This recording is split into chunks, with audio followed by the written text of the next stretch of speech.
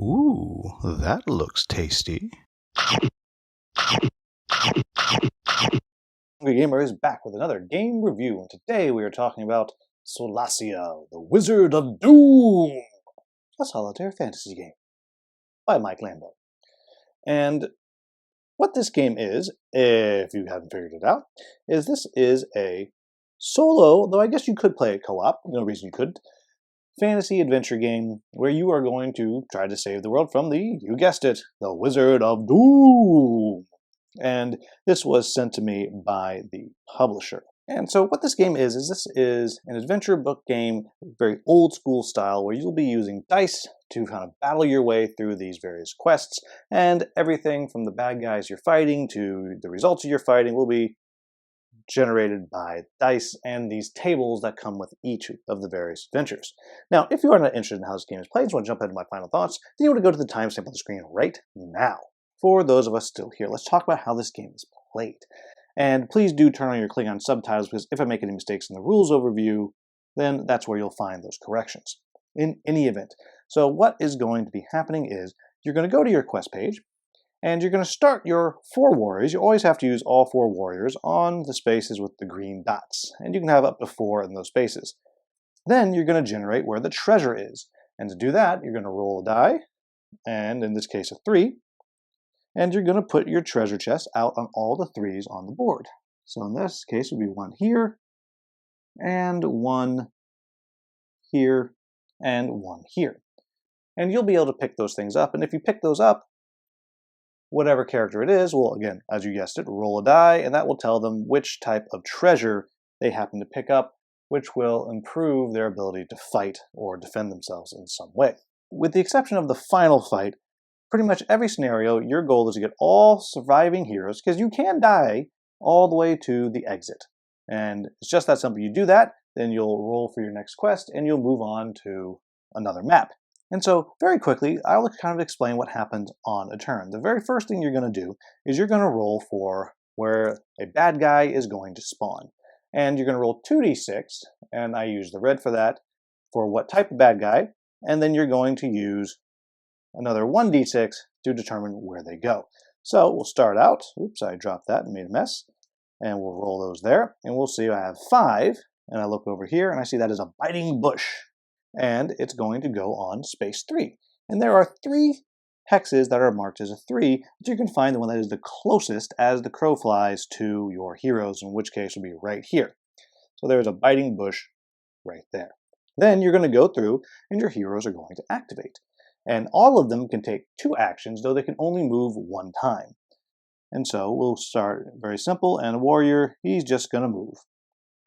And just for the sake of argument, I'm going to move the thief over here and the elf over there, just to kind of show what happens here, as I zoom in just a little bit so we can see a little better.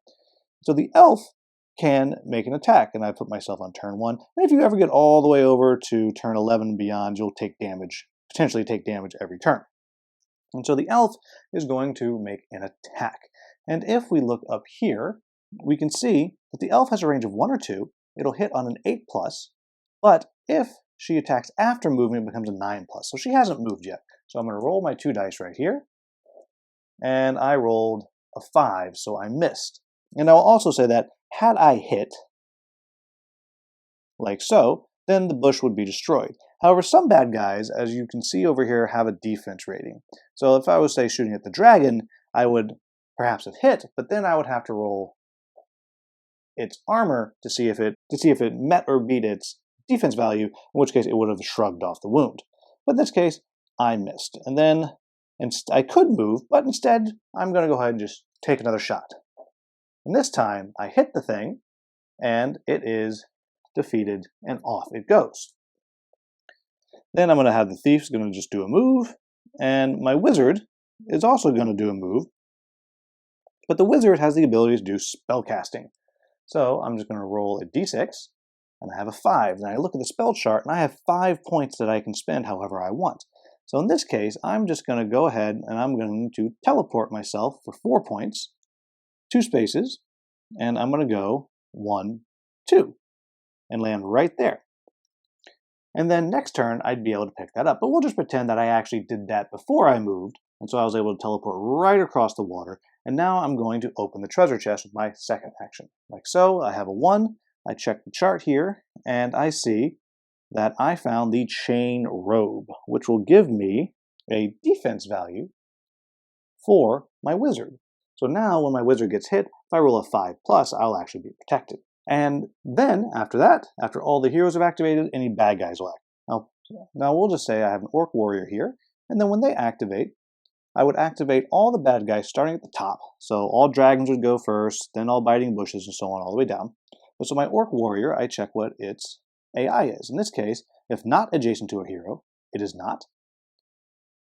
Then move towards the nearest hero along an accessible path, and it tells me it wants to hit the mage, then the elf, then the thief, then the warrior. So it can do that, and it will move right there, and now it will attack the mage. And we remember that my mage has a defense of 5 now, and then we look, the warrior has an attack value of 7, so if it rolls a 7, I get hit. If I roll a 5 on the blue die, I have defended. So it missed, and I defended, even if it had hit.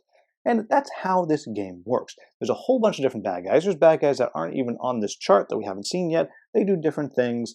There are shrines out here that do things, and so on and so on. But that should give you the idea of how this game works. So, what do I like about this game? The first thing that I like is it's super portable, right? It has that adventure, dungeon crawl vibe in a very small package. It's just basically a magazine-sized book, and you got to carry some dice and a small little baggie or an envelope of some tokens in there. So very, very, very portable, and I really, really appreciate that.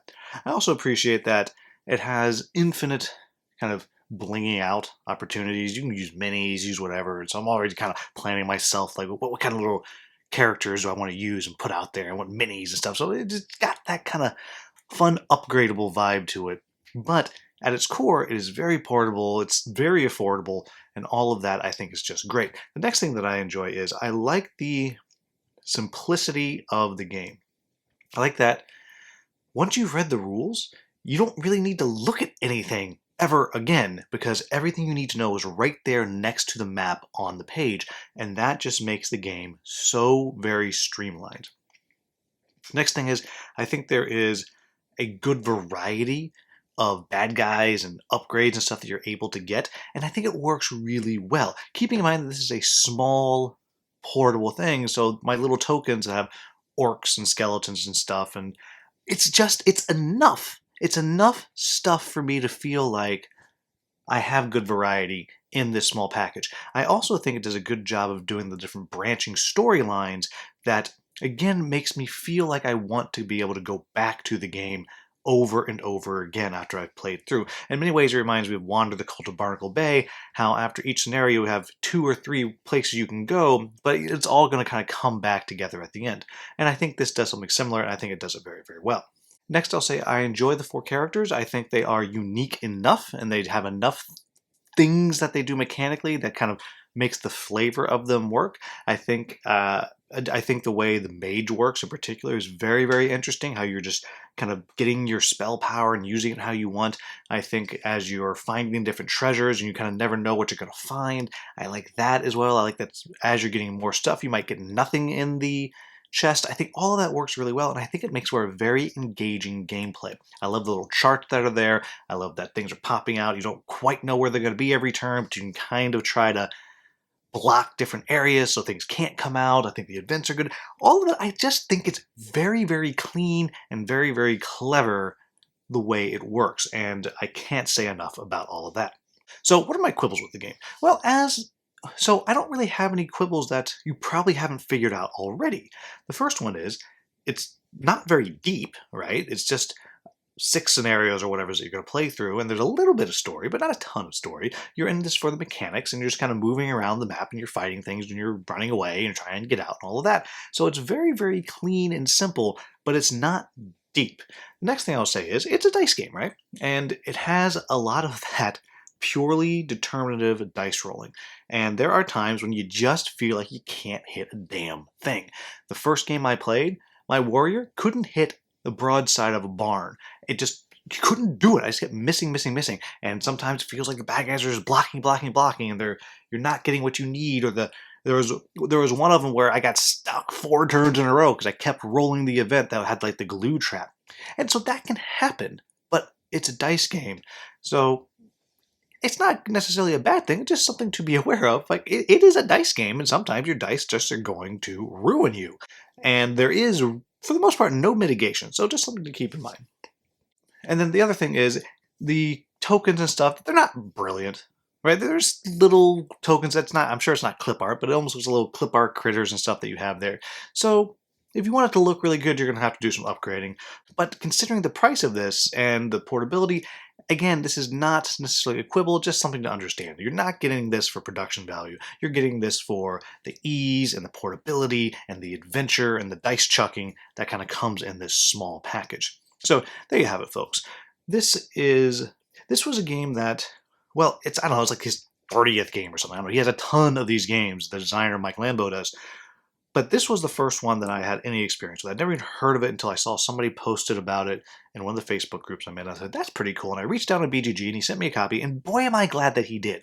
I think this is a delightful little game. I think this is something that everybody who likes dice chucking, adventure, dungeon crawl games should look into picking this up because it's just a fun, challenging little game that I busted out at lunch at work, and I'll chuck some dice, and that's it. It's just a delightful little thing, and I'm actually probably going to be blinging this thing out a bit as some of my Kickstarter upgrade bits that I have for other things will start coming in. So there you have it, folks. That is Solacia, Wizard of Doom.